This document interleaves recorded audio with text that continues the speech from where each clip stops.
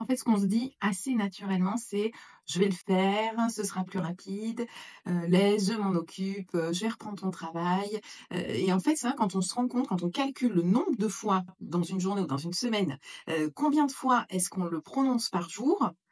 Je suis certaine que c'est au moins plus de 3 fois, voire 5 fois, par jour, ou du moins si vous ne le prononcez pas, en tous les cas que vous le faites. Voilà, qu'on le fait. Et en fait, ces phrases et ces actions, elles sabotent complètement, votre réussite et puis votre équilibre. Et j'ai très bien connu ce genre de choses, vu que moi-même, j'ai prononcé pendant des années et j'ai agi de cette façon-là pendant des années, à reprendre, à corriger, à finir le travail des autres. Et en fait, je pensais que c'était efficace. Je pensais que c'était, ça qu'être une bonne, dirigeante, qu'être une bonne manageuse, et je pensais que c'est ce qui allait faire avancer les choses. Et en fait, en réalité, bah, la réalité, elle est différente. La réalité est différente parce que ce qui se passait, c'est que, bah, j'épuisais mes équipes, je ralentissais mon entreprise et surtout, je m'épuisais moi-même. Je m'épuisais à me répandre comme ça sur les responsabilités des uns et des autres et à prendre en charge, moi, des choses que je n'avais pas à prendre en charge puisque je devais être et je l'étais aussi. Donc c'est là où, souvent j'entends, des dirigeants qui ont cette difficulté à un moment donné à se poser sur des choses stratégiques parce qu'ils se répandent et parce que tu peux avoir cette tendance à avoir envie que les choses avancent, mais finalement en t'y prenant pas forcément de la meilleure des façons. Et puis un jour, j'ai surtout compris que l'essentiel, c'était pas de faire à la place des autres quand on est dirigeant ou quand on gère une équipe. Qu'en voulant tout faire, on empêche en fait les autres de grandir, on empêche les autres de prendre leurs responsabilités. En voulant tout contrôler, on freine les choses et en voulant, être partout, on s'éparpille et finalement, on avance bon an, mal an, de la façon dont on peut et puis, voire parfois, on a l'impression, ce sentiment assez désagréable d'être nulle part.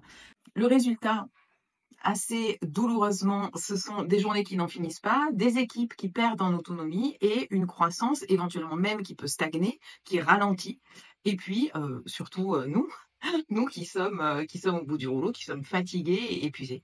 Alors il y a une possibilité, il y a réellement la possibilité de faire différemment.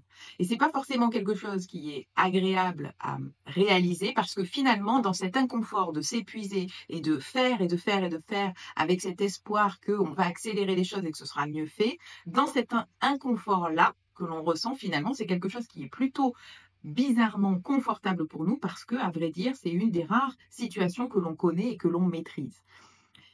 Donc, on a du mal à sortir de cette situation qui, malgré tout, est inconfortable pour nous, vu qu'elle nous fatigue, et à la fois qui est confortable. Et pourtant, c'est réellement possible d'en sortir. Alors, je vais vous donner quelques tips, en fait, quelques règles simples à appliquer, parce que ce que je cherche, moi, c'est toujours de la simplicité dans le management. Ça sert à rien de se compliquer la tête. Des règles simples, c'est-à-dire de commencer à travailler sa confiance vis-à-vis de ses équipes. Et s'il y a des difficultés de confiance, alors là, ce sont d'autres sujets qu'on va aller voir, mais en tous les cas, c'est de voir en quoi on manque de confiance au travers de son équipe, se concentrer sur ce qui compte vraiment pour nous et sur le job sur lequel on est, et se donner, en fait, et ça, c'est réellement inconfortable, se donner, en fait, des moments, des timings sur lesquels on ne peut plus les dépasser en fait. C'est stop.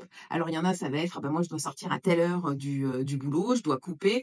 On coupe rarement complètement, mais en tous les cas, physiquement, on fasse autre chose à partir d'une telle heure et qu'on aille en fait profiter aussi de sa vie, profiter de ce qui nous fait plaisir, profiter de ce qui nous plaît réellement, c'est-à-dire sans avoir un temps aussi pendant lequel on profite qui est grignoté par les choses auxquelles on a à penser à faire à la place des autres. C'est pas un rêve, c'est possible. C'est possible de faire différemment, c'est possible de transformer cette situation-là. C'est complètement possible. Je l'ai fait, vous pouvez le faire.